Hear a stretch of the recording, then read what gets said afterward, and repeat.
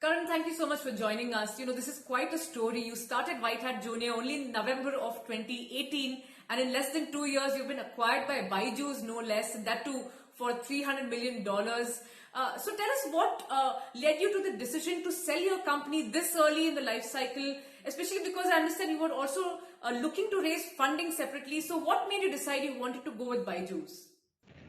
Thank you, Mugdha. I think that I felt that everything that I could accomplish on my own, I could do faster and better with Byju. So that was the reason for the decision. When I first met him, which was barely 6 weeks ago, we had a very, very clear alignment of vision. I think he had the same view of a very boundaryless global world where we could take the product and take it to thousands of kids worldwide. And with joining forces, I think that's what we intend to do. Take the product to kids all over the world. We already have a very significant business in India and US, which is almost $150 million in revenue run rate. And the kind of the vision is that we take it to more countries around the world, and we add about 100,000 teaching jobs to India in the next 3 years.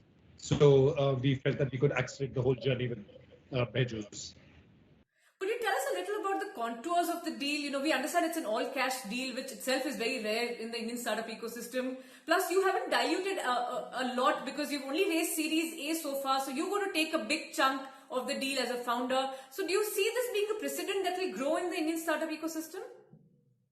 Yeah, I think as the Indian startup space gets more mature, we are acting more and more like the Valley. So in this case, obviously, I haven't diluted significantly as a founder. And then, yes, there is a significant upfront cash component of it.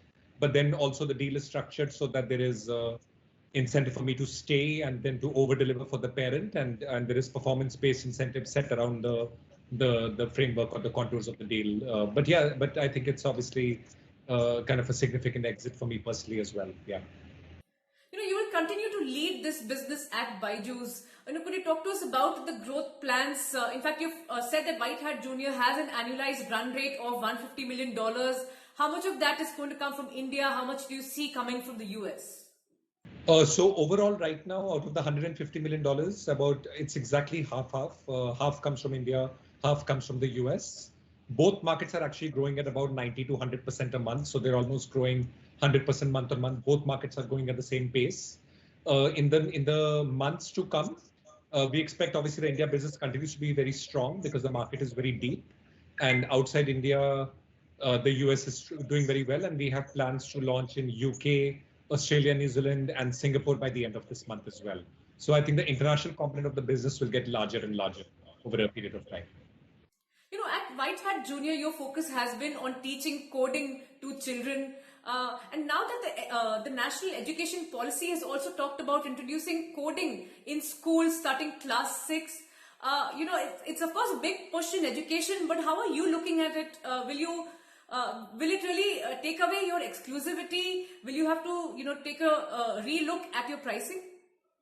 Actually, Mugdha, I don't think any entrepreneur kind of thinks in that, the kind of the right way to think about it is that you really believe that there is like a true need for the product. You do believe that it can make the lives of kids who are using it better. So my view is a little bit more that I think it's great that the education system is introducing it. I think more and more kids will get exposed to coding. I think what we've seen both with our course and the broader learnings of coding is that kids who code early, they go through a very fundamental psychological shift where they start to believe that they're going to be builders and creators of the future.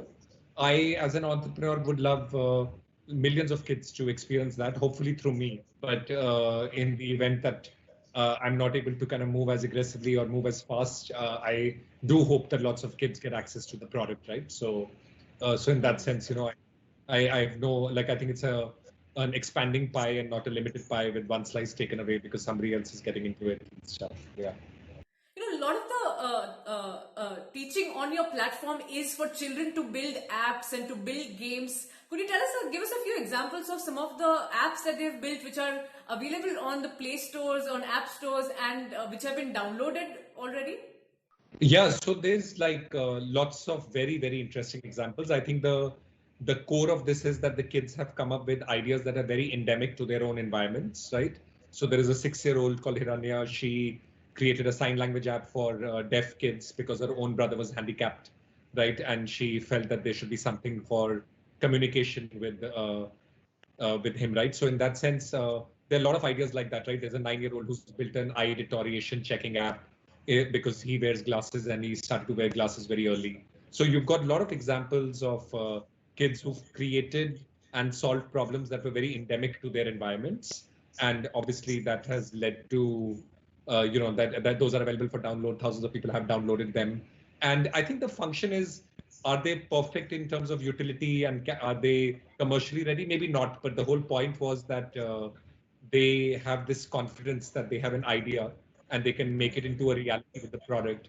And as they go into their journeys and they end up with a very firm sense of their destiny that this is possible and they have the potential to make it happen. So I think I won't be surprised if these kids shape the future of our country, of our world overall. Karan, thank you so much for joining us. Pleasure talking to you.